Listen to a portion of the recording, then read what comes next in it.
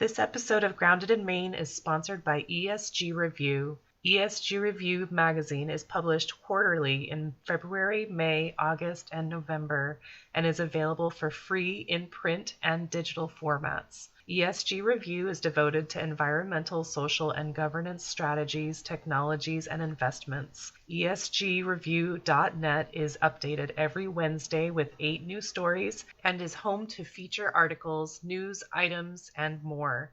Visit esgreview.net to stay informed and help us spark the collaboration and awareness needed to develop sustainable economies and communities around the world.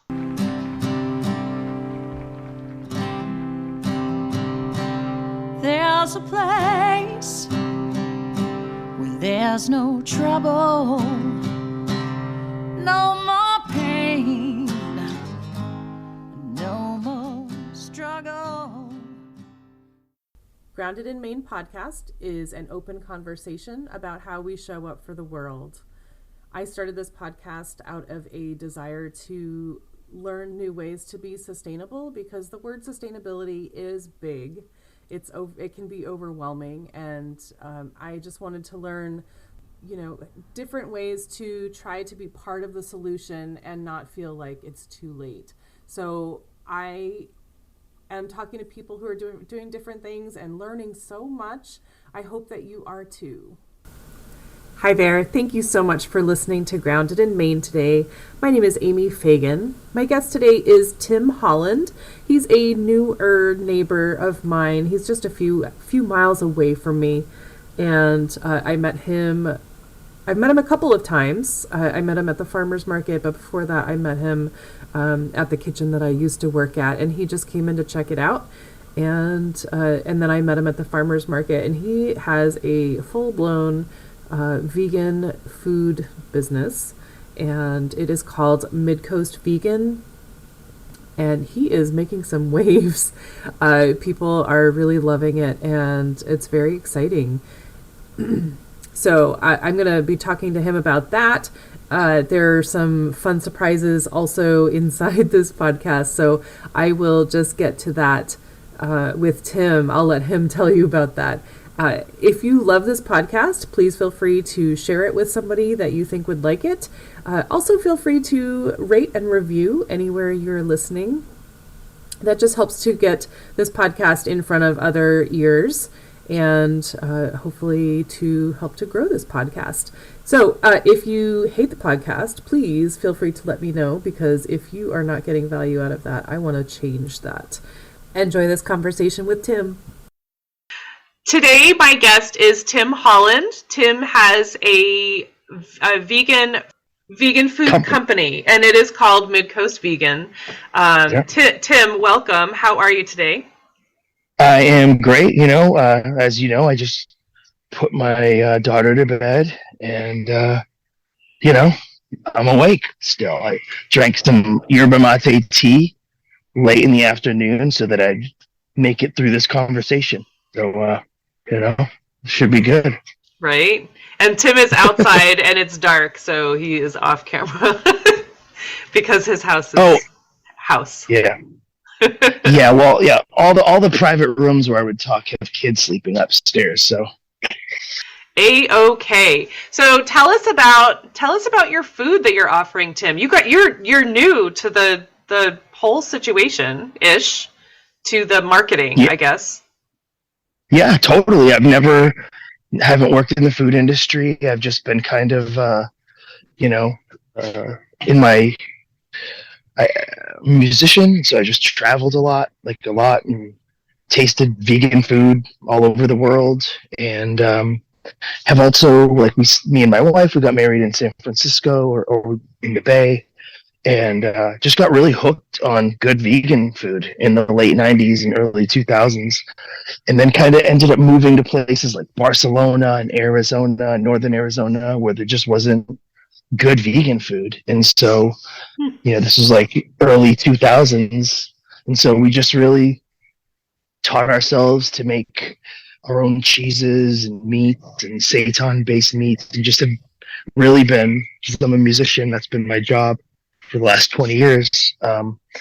So when I'm home, I just really loved experimenting with cooking and, getting into it. Yeah, I don't know. Last year, I'd been thinking about doing it for a while. And honestly, then inflation hit at the beginning of the year, and my music income, I really couldn't, like, raising kids, I just didn't have the resources that I wanted to have. And so I was like sitting in Morning Glory looking at their cooler, and I asked the owner, I was like, no, does this shit sell? Looking at like this food, this good, And he's like, oh yeah, it does. We sell tons of shit. I was like, well, what if I made like a vegan banh mi and some like a southern barbecue potato salad kind of meal, and whatever, salads from my garden. He's like, bring it all in, we'll sell it, we'll see how it does. And then it just kind of went crazy. And I just was selling all this food through Morning Glory. But I was making sandwiches and like ready-made foods, and I wasn't that pumped on it. It wasn't something I was excited about, And so I was like, I really like working with like fermented nuts and fermented cheeses and making meats. Like maybe I can like pitch like and rebrand this project and like pitch it to the Brunswick Winter Farmers Market as like a vegan cheese. Like that sounds novel and exciting. And yeah, and I guess I would rewind a little bit to say I moved back to Maine. I was born in Portland, moved back to Maine to like raise my kids. And we bought a farmhouse in Brunswick down the street from you.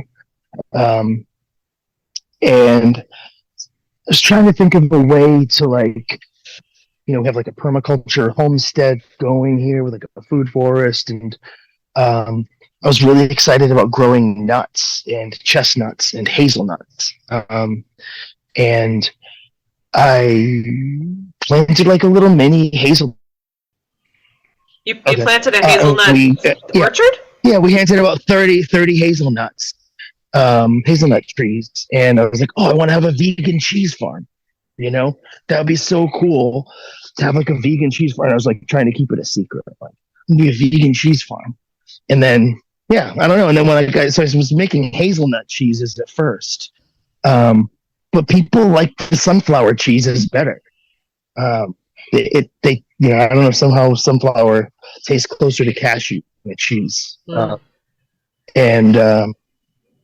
until my hazelnuts are, producing a ton, I'll be using sunflower. Schlepping the sunflowers. Yeah. And then, yeah, and also I make meats. I make kind of like, I don't know, like charcuterie kind of meats, like more cured styles of meats. So yeah, like we have like somehow like I've been working on salami for a long time, and finally I like nailed it. And people have just gone crazy for the salami because there isn't a vegan salami. So I just kind of tofurkey left some money on the table there for me. So I rushed into the market with a salami and pepperoni and smoked ham. And yeah, so I'm just like, working on pastrami right now. Just made some brie with sunflower seeds, which was pretty interesting. It was kind of gross. The sunflower seeds turn brown. They turn brown. You know what I mean? Like the outside, it looked cool. Like I showed it to my wife last night. Oh, that's fucking awesome. Like that's real brie. I'm like, yeah, but look at the inside. It's like it's fucking gross. And so she's like, it's like I'm just grossed out by the smell. It's like, well, kind of selling. What do you want me to say? So yeah. So it's just teaching yourself shit, learning it on the fly, having fun, and getting a crash course on how to scale up a food business. It's really fascinating, and it's fascinating to be doing it here in Maine, where there's just such a vacuum for good vegan stuff. There's just not a lot of people doing it, so there's a lot of interest. True. Cool. Yeah, I met a couple that are doing vegan food as well. A lot of it is baked goods though. Gaia's Plant-Based Kitchen, they are doing like a lot of cheesecakes and pies and stuff like that. Yeah, they're cool. They're cool. Have you met them? I mean, they were in Merry Meeting Kitchen before I was. Right. And so I kind of like didn't know about them until I got in there. And then I was like looking at like what they did, and like their business model was very close to mine at the time. Mm-hmm. And so I kind of, I don't know, I decided to kind of go a different route, to just sell to a store and keep it simple. But yeah, I mean, when I built this kitchen, I reached out to them and said, hey, I heard y'all were needing a kitchen. So, they're cool. And then they moved to Cornish. Funny, what's so funny is I wanted my names for this food company was Gaia's Kitchen. Oh my gosh. And just because I'm inspired by the book Gaia's Garden, which I'm sure they must be. And people haven't read Gaia's Garden. They should. It's fucking awesome. Good book primer on permaculture. Mm-hmm. And I see they're into the same shit, like throwing flowers on stuff, cooking with stinging nettles. Mm-hmm. Right. Yeah, they're very cool. And so you're traveling. We were talking about you basically being on tour with your vegan food, which is very cool. I'm totally down with not having to travel everywhere, but at the same time, you're not meeting new people as much. So you're going south, which is very cool. Yeah. I go where I'm invited. I go where I'm led. Cool. But yeah, it's really, I think because one of the things I learned from music is how to use social media to drive content and sales and all that. And so I feel like my social media has really helped me a lot. And so the more I do these sort of pop-up things, like there's like a big social media thing that goes along with it, and I can like feel the impact it's having. It's, people come up to my booth like, oh my God, I'm so excited to try this stuff. I've heard all about you. I've seen your posts. Yeah, it's so funny. I'm like, hell yeah. I'm like, oh no, I hope you like it. Okay, well, better taste it first. That's awesome. Cool for you. So I'm curious, Tim, where this came from. You just enjoy cooking, and you said that you tried some. You used to eat a lot of really good vegan food in San Diego. Yeah, San Francisco, Oakland. Okay, and then you moved away, and you couldn't find any, so you decided to just make your own, and now you're making a living with it. Yeah, I mean, I don't know. It would be, if I didn't have music income, I don't know if I could live off of it right now. Maybe I could, but definitely soon. I've only had this dedicated kitchen 2 months, and all I have to do is open up my email and respond to the orders. Really cool. Yeah, I mean, you've got the mail order too, which I saw your post that you've been overwhelmed and you've got to take a break for a week or two just to bump up your inventory. Totally. That's awesome. Yeah, I view it more of like a Kickstarter. It's just like, I'm just trying to pay my debt down, so I'll just do, every couple weeks, just throw up a bunch of stuff. Mm-hmm. Sure. Knock out some debt. Heck yeah, absolutely. And so Tim is also a musician. He keeps mentioning the music as a musician. So Tim, you are also a musician. You are a rapper, you were saying. Yep. Believe it or not, I'm a rapper. I help. Right. I mean, one of the founders of Anticon Records, which is the first collectively owned hip hop label in North America, as far as I know. Wow. And we were like, I don't know, like kind of beat poet, hip hop, avant garde kind of thing at the turn of the century. And yeah, and I got to travel the world and, eat Cajun food and African food and just lots of good Sweet. food. Awesome. Lots of cool like chefs in Germany and Italy and France. Just learned lots of cool styles of cooking, like herbs de Provence cheese. Like I learned about herbs de Provence as I was driving through the region of France where herbs de Provence, was. Awesome. I just would always bring it home from tour. And now I make herbs de Provence cheese. But yeah, so I make hip hop. It started off kind of like whatever poetry, philosophy, experimental stuff, and then I've had a lot of different approaches. I've had bands. Like my most recent project is with this DJ Paint One, and he does beats for people like 50 Cent and you name it. He's got like multiple platinum plaques on his wall, and we make like anarchist kind of hyper political like trap music. So it's like sounds like gangster rap kind of, but like it's very anti-capitalist and opinionated. And so we do that, and it's like a grown-up rap.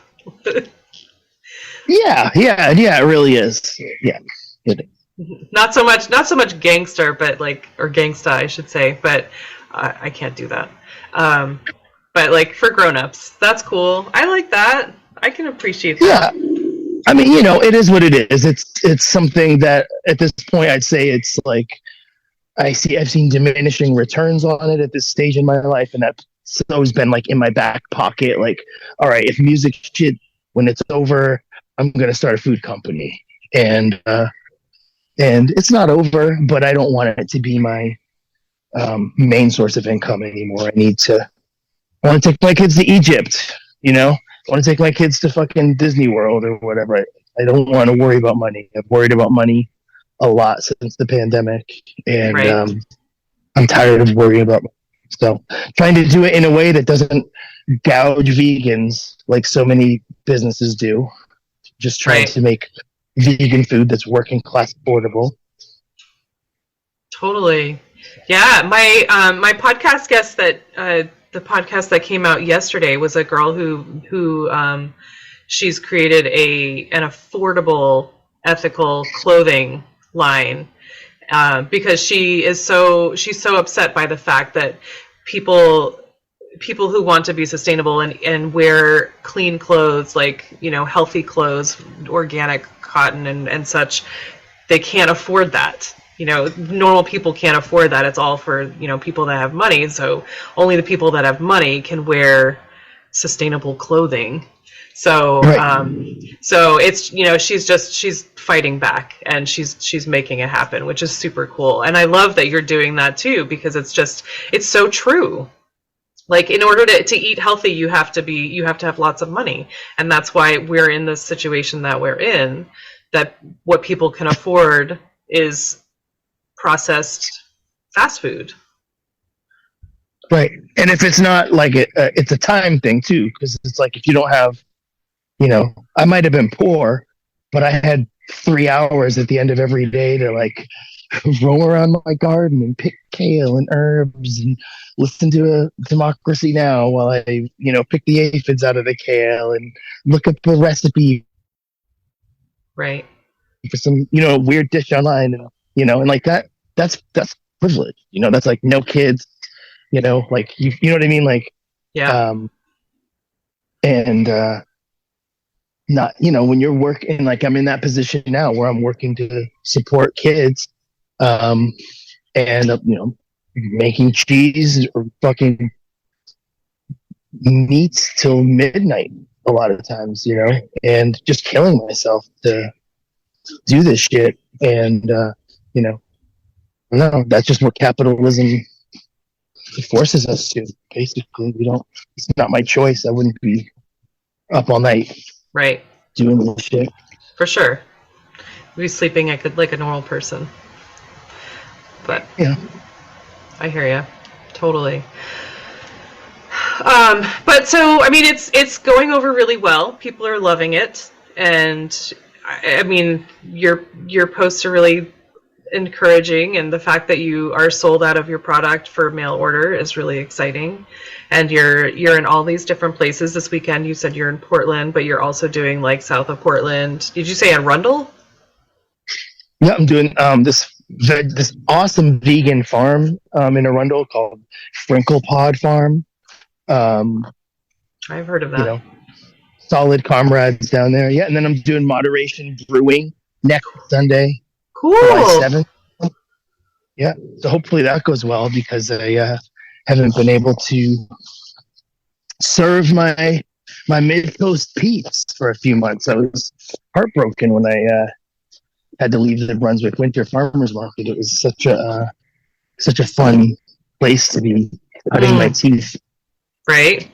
It really, I mean, it's very exciting to be there, and everyone is so, you know, everyone's so close together for one thing, but the same people come every week, and so to see the same people, that's going to be really, really nice to build relationships with them and to hear their feedback, I'm sure. Yeah, I mean, it totally shaped the project, you know, shaped the project. First, my wife was like, you got to ask for feedback from people. And I'm like, I'm too insecure to listen to people's feedback. You know, but what if it's not great? Totally. But then I started listening, and then I was like, you know, even like this Jeff Paul, who sits behind me, who I would like, you know, go to for OG advice on, you know, so he was just like, you got to give people, he's like, man, you need to be giving out samples and then asking people what they think.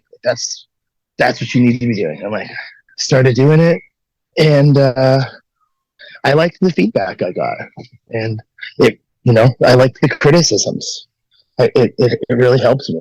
Whereas like with music, it's like I don't want any critiques. It's perfect. It is what it is. You know what I mean? It's not perfect, but it is what it is. I'm not trying to change anything for any.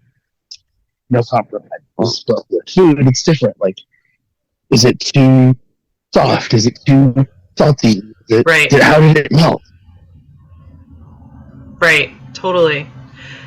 And well, I mean, you were saying though, it's a taste thing, but at the same time, like, rap is rap. Like, you know what you're getting when you're getting rap, right?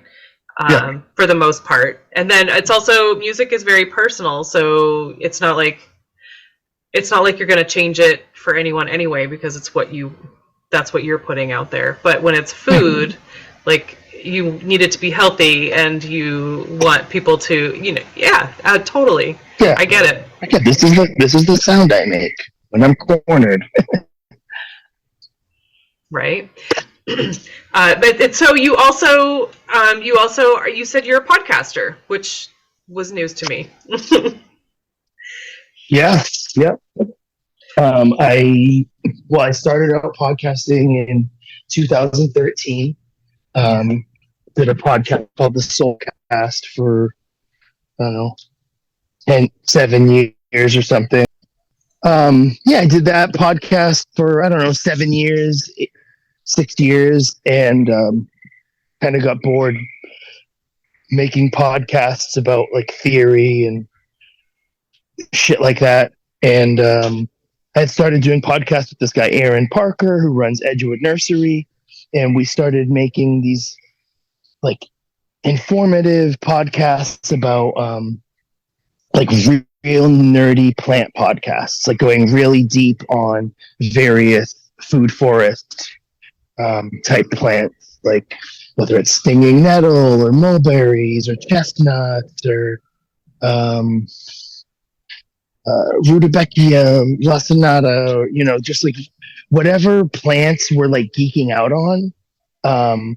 We find somebody who's a specialist on those plants, and we have like kind of like you're doing, like 2.5 hour or 2 hour, whatever, a long like bar conversation. Holy moly. Just about the plants, the radical history of the plants, how to cook them, how to grow them, and it's just so fun because,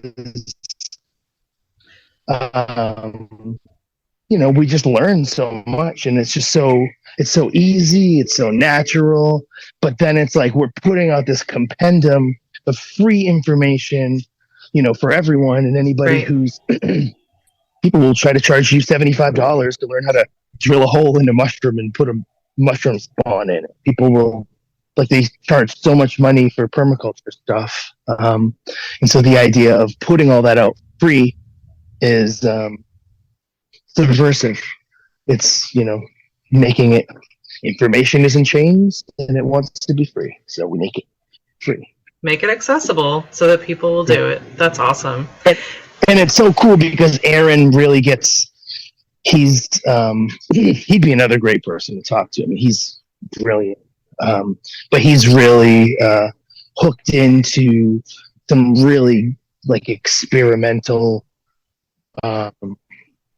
food growing stuff. And so we're able to really tap some people who really know their shit, and it makes it, it just makes it awesome. It's just a great, interesting, it's a really fun project. We just do one a month.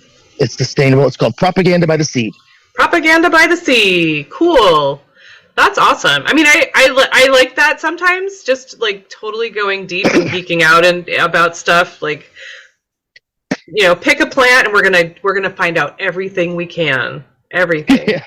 I like that. I mean, I have herbalist friends that will say, what the weed is and what the plant is and what you can do with it and can you eat it and how is it best cooked and stuff like that. So I totally can appreciate that.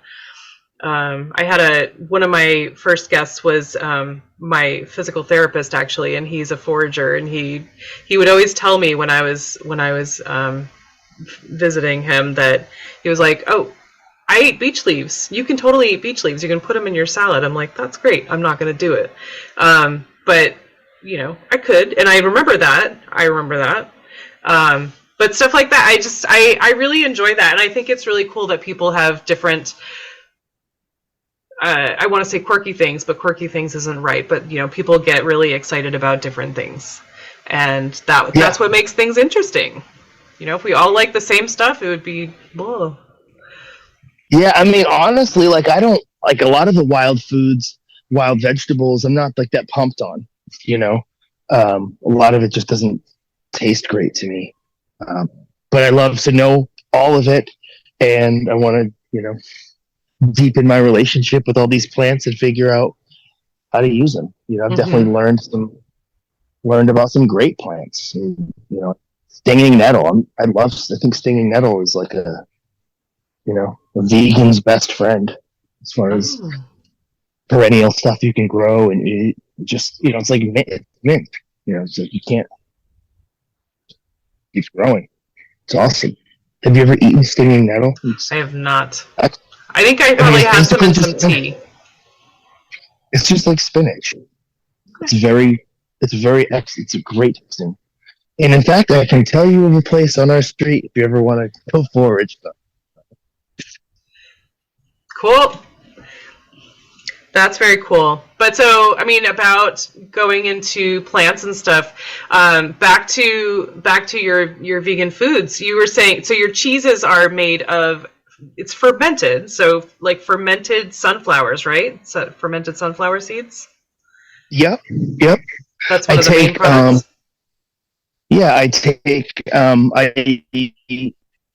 This is a method I learned from Lisa Wiley, who passed away a couple years ago, and she was teaching a class on with Aaron Parker on like cooking with acorns, and she made these acorn cheeses that were insane. And I was like, how are you making this? This tastes so much better than these like Miyoko recipes I'm using. Like, how are you doing this? And she's like, I'm just using sauerkraut bread. I learned about it from Pascal Balder, and so I went and got the book and kind of tweaked the method, and I came up with my own kind of version of it. But yeah, I just ferment a bunch of cabbage or carrots, and make a heavy ferment on the liquids, and then take when the liquids hit like peak fermentation, when the pH drops to whatever that number is, like somewhere between 3 and 4, I think, if I'm correct. And I have to Google it every fucking time. When the pH drops, I take that liquid and then I mix it with soaked sunflower seeds, and then I ferment it. And I'm messing around with some other cultures like penicillin, Roquefort, and penicillin. Oh, is that like the blue cheese-ish Roquefort? Yeah. Is that what you're... Okay. Yeah, blue cheese and brie and some other, and just I'm just like now I'm like experimenting with all these different methods. But I'm still mostly for the markets. I'm mostly focusing on the probiotic fermented cheeses. Those are kind of, I don't know. Those are the ones I've got dialed in. Like I've done a bunch of other cheeses, like melty ones and like hard cheeses. But a lot of the recipes that I've used are like, or the way that these cheeses are made is so heavy in coconut oil.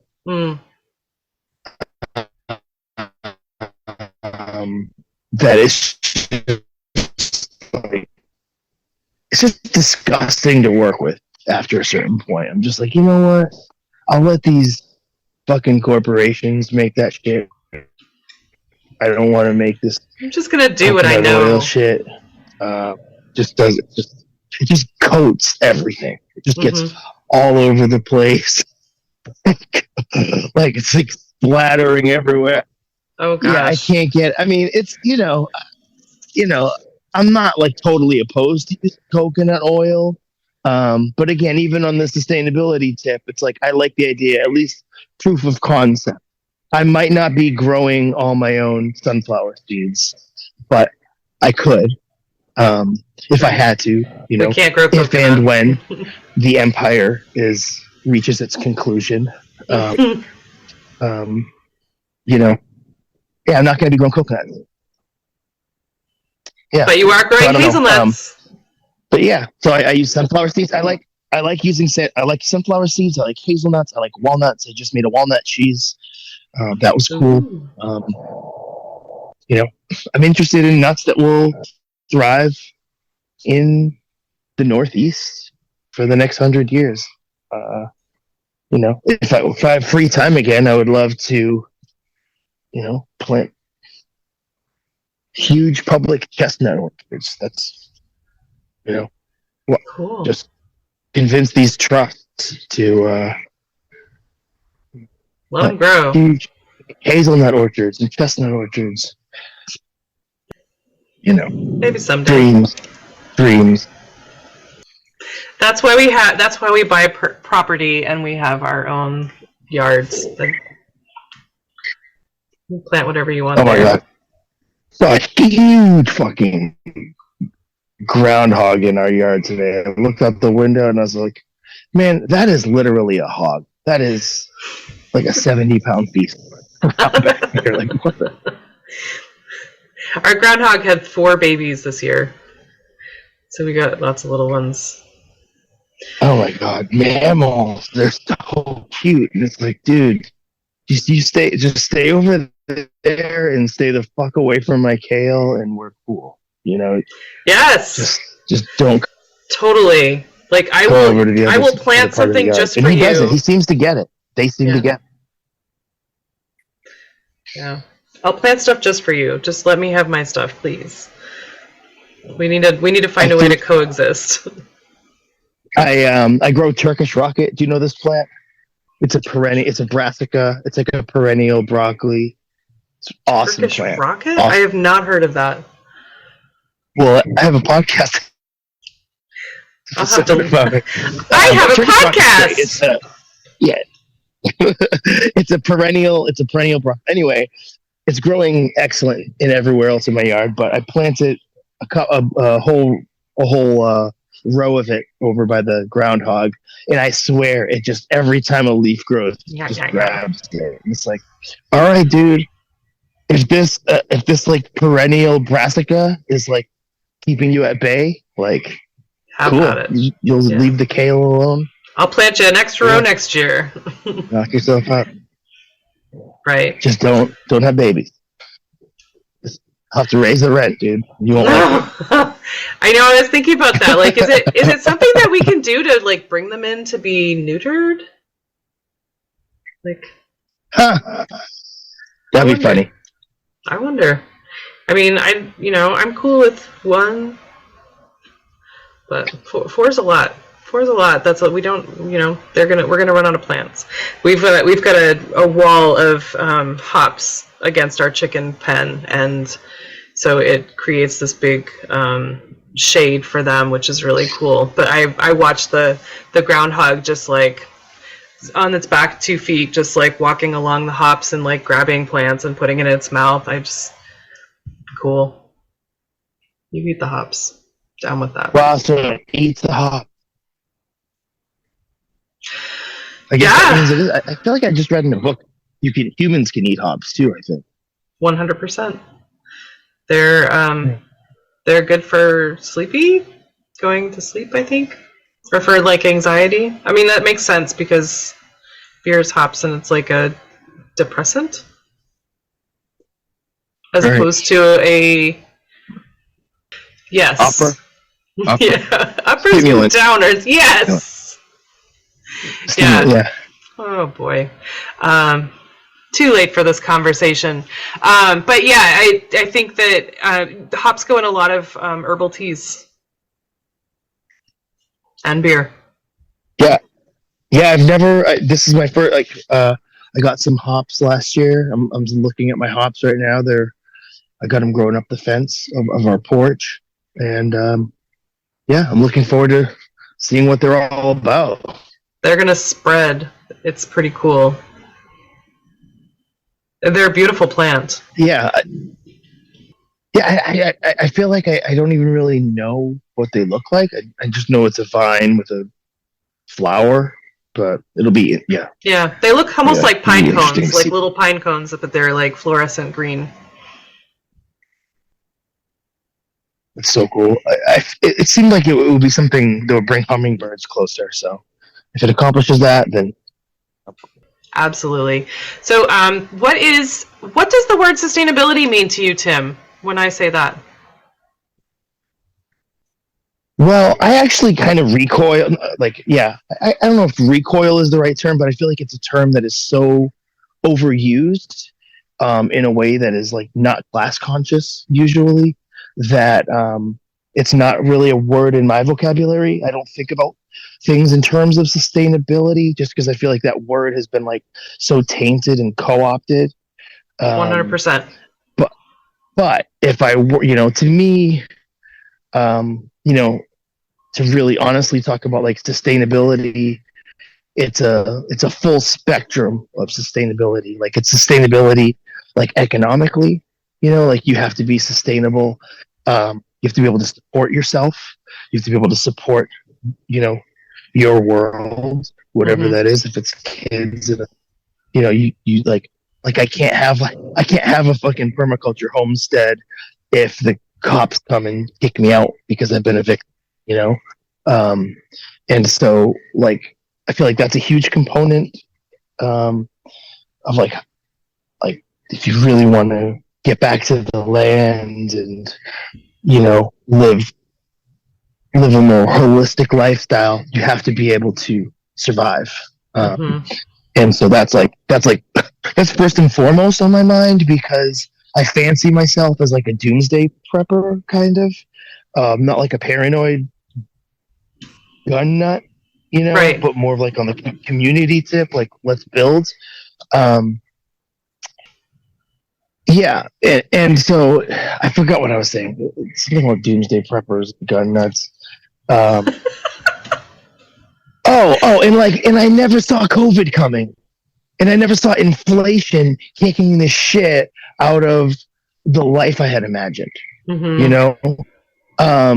And so those two things, it's like you think you're like prepared to live off the land and ready, you know what I mean? But like just because you've read some books and you mean well, it just doesn't work that way.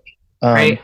And so like to me, sustainability is being like true sustainability is community. It's like being linked up with other people. It's shared goals, shared projects, people, doing things like not in like a everything for everyone kind of communist sort of way, yep. but a more kind of like autonomous, like many tentacles, many worlds are possible at once. And like capitalism is not sustainable. The United States is not sustainable. Like this form of governance that we live under is not sustainable. Right. Solar panels are not sustainable. Our phones are not, like, so many of the ingredients and the materials that produce what people call sustainability are like mined by like, child slaves, warlords. You know what I mean? Like, yes. Like, so it's like what is sustainable? And I have the same kind of thoughts about like vegans. Like, okay, it's great that you're willing to like shame somebody because they couldn't afford the $350 vegan shoe. But what about the homeless person you stepped over to on your way to yoga? Like, what about what about all the people rotting in prison for crimes of poverty? Right. Right. And so to me, when people talk about sustainability, that's what pops into my head. It's like the hypocrisy of it all. Right. And how do we wrestle with it? And how do we like find ways to like intervene in ways that are like authentic and materially sustainable, and that was one of the cool things about being at the farmers market. Was all of a sudden like I no longer felt like, oh, I need to grow everything. No, like I make cheeses and meats. Some of the farmers want to trade with me. You know what I mean? Like, totally. I could just. I don't have to grow eggplants. I don't have to fucking grow all my own carrots and beets and shit. Like, and I'm not gonna grow the weird, cool like watermelon radishes and like, you know what I mean? So it was like so cool to be in community with other people who are like a different piece of that puzzle. Absolutely. And so sustainability is like building community.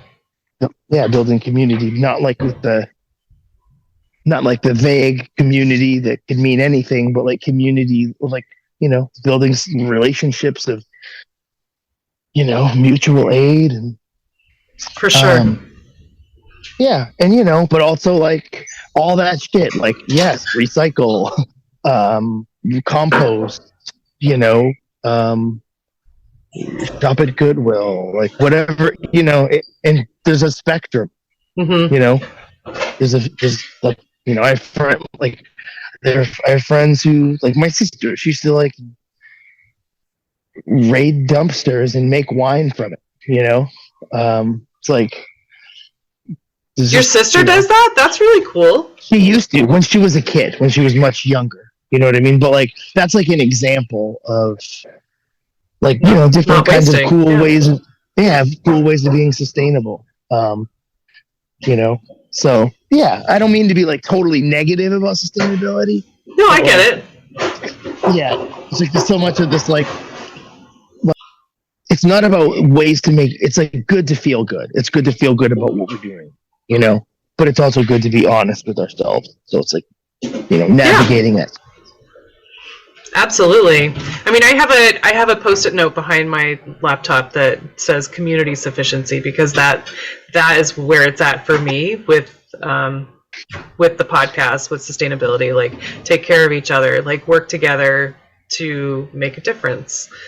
I mean, I've used the example a few times, like, canning tomatoes is totally something that I could do, but it takes so long that it's no fun. Like, it would be so much easier and more fun with someone to help.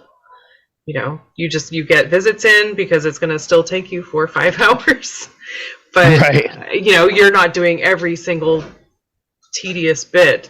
You're sharing the load, sharing the weight.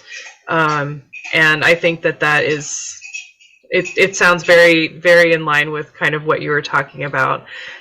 And I totally get that about sustainability. And I had the same feelings like about, homesteading. So many homesteaders just think, self-sufficiency, like, I don't need anybody. I can do it all myself, which is great. That's great. But do you want to? That's sad. That's a sad future. Yeah. We've all seen those characters on The Walking Dead. When people stumble upon them, they're sad. Right? I mean, it really is that a sustainable lifestyle? Because you're going to be lonely. No, because it dies with you. Yeah. And it dies when you die. And I mean, and then like honestly, like talking about kids, like until I had kids, I don't know. It's a whole nother part of the human experience. Yeah, it's a whole different level of responsibility, I'm sure. Ego death. Or that. Not a full ego death, but close. But I'd die. I would kill I would die for my kids. It's crazy. But that's life. Yeah.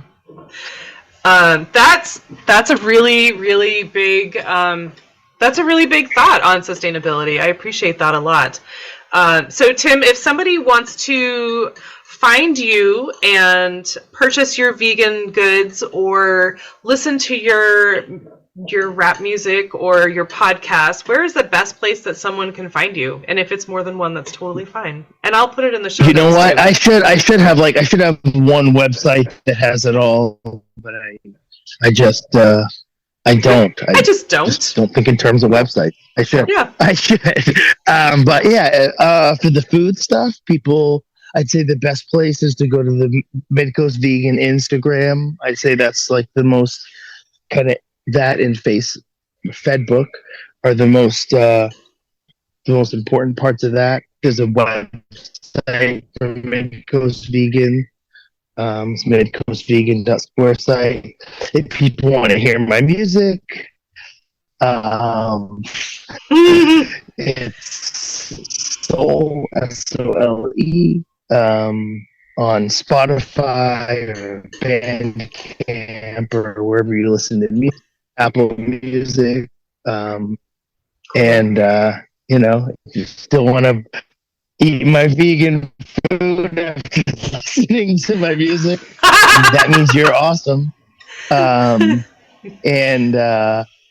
my podcast is Propaganda by the Seed. You can just search that on all the platforms, and we're part of the Channel Zero podcast network. And and if you want to come say what up at any of the farmers market. I love hanging out at the booth and talking shit. It's way more fun than I thought it would be. He's also slinging samples. I'm a vegan. Yeah, I'm a vegan ambassador. If you walk past me, I'm gonna, I love the skeptical meat eaters that walk past me. I love pressing their buttons and making them eat the food and then watching their face. And sometimes, very rarely will anyone be repulsed or anything. Well, with the meats, a lot of people are like, and it's usually very positive. But I love the skeptic. I love what? Well, don't be afraid. Come on over, try it. It's okay. This vegan cheese ain't gonna bite. Not like the cow you killed. No. Oh man. But yeah, you know? Right. Cool. All right. So I'll put all that in the show notes. But thank you so much for talking to me tonight, Tim. I really appreciate that. And I learned so much. Oh my gosh. You're all over the place. You do all kinds of stuff. And they all kind of tie together, which is like interesting. I was saying before, it's a midlife crisis. You know, just following my bliss, I guess. Or just, curiosity. Curiosity. That's what it's all about, you know? Yeah. What keeps us, what gives our life meaning. True story. Awesome. Well, thank you again. I really appreciate that. And folks, look up Midcoast Vegan and Propaganda by the thank you for having me. This is the first interview. This is my first Midcoast Vegan interview. Ooh. So very excited about that. Sweet. I just want to take a moment and thank my guest again for speaking with me and sharing such great information. I also need to thank Buzzsprout for hosting this podcast, for Jane Bolduck and her amazing music genius, for Becca Coffron and her beautiful artwork. And I'd like to thank you for listening. Please check out the show notes. I'm going to have links posted in there if you would like to follow this guest and learn more about them. Thank you again. We'll talk to you soon.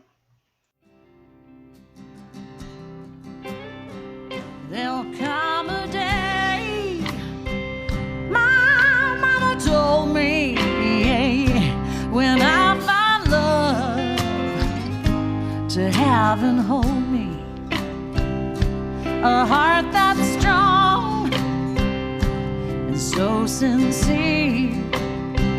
Just tell me, how do I get there from here? Oh, tell me, get there from here, 'cause here and now I'm so far down that mercy's bound to find me.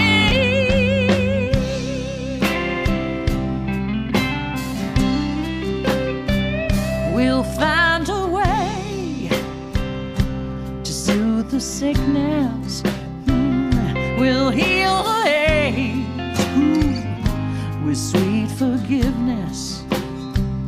Wages of war will disappear. Just tell me, how do I get there from here? I wonder, how do I get there from here? Yeah, 'cause here now I'm so far down, and mercy's bound to find me.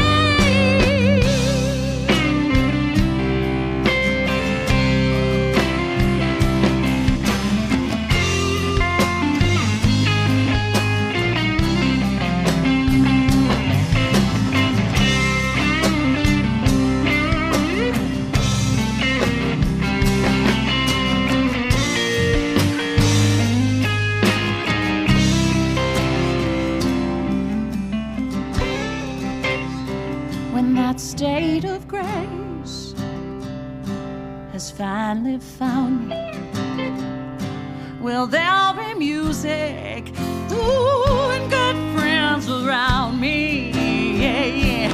And I'll just smile through happy tears and wonder